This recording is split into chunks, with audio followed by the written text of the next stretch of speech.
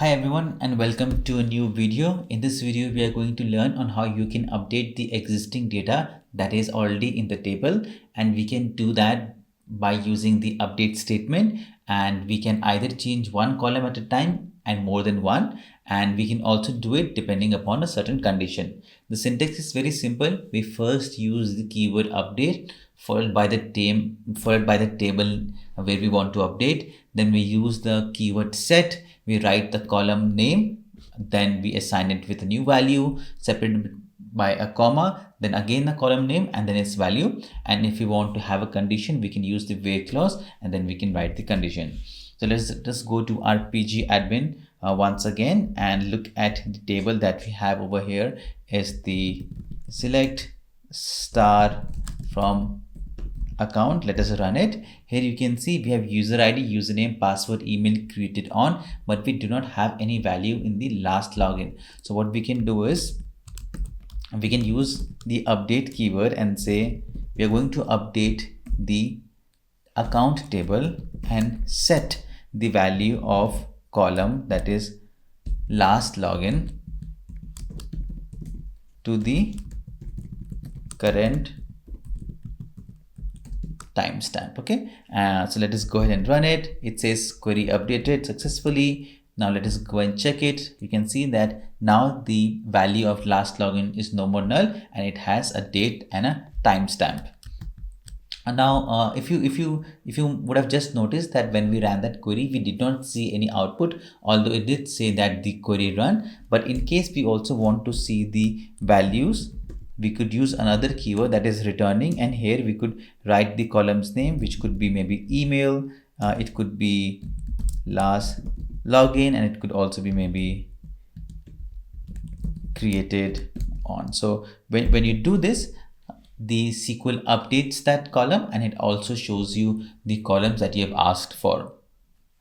Now here we have updated the last login column with a new value. What you could also do is, instead of using timestamp, you could say, you know what, I want the value of last login column to be same as created on. So you can also assign values from the other column in the same table. Let us now run it. There was a typo. So you can now see that the value of last login is 672435 and the value of created on is also 672435, which means the value that was in the created on column has now been passed to the last login column. Now this was about working with the value that exists in one table. Now if you want, you can also update the value in one table from the other table. So first let us look at the other table that we have, that is select star from job. Here we have job ID and job name, and the other table that we have is the account job. So maybe what we could do is we could update the hire date of value. We have hire date and it has some values. We can update the value of hire date with the maybe the account where it was created, right? So it does not make sense to do it, but we're just doing it for understanding. So let us go ahead and first use the keyword update, and then we are going to write the table where we want to update. So we want to update the account job table, and we want to use the keyword set, and we're going to update the hire column, that is hire date, and should be equal to account table where the column is created on. So we are saying the value of hire date column should be equal to the created on column which exists in the account table, and in the next time we are going to name the table that is from account.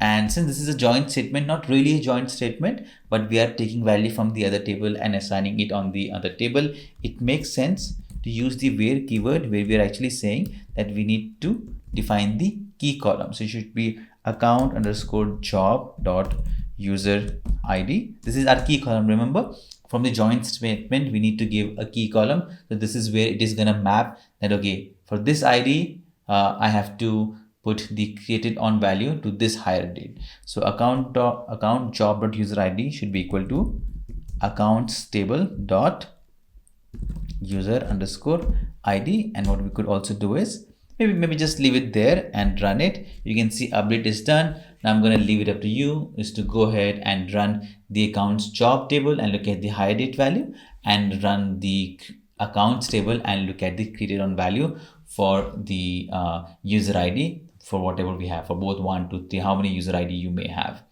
That is all in this video, and I'm gonna see you in the upcoming video. Thank you.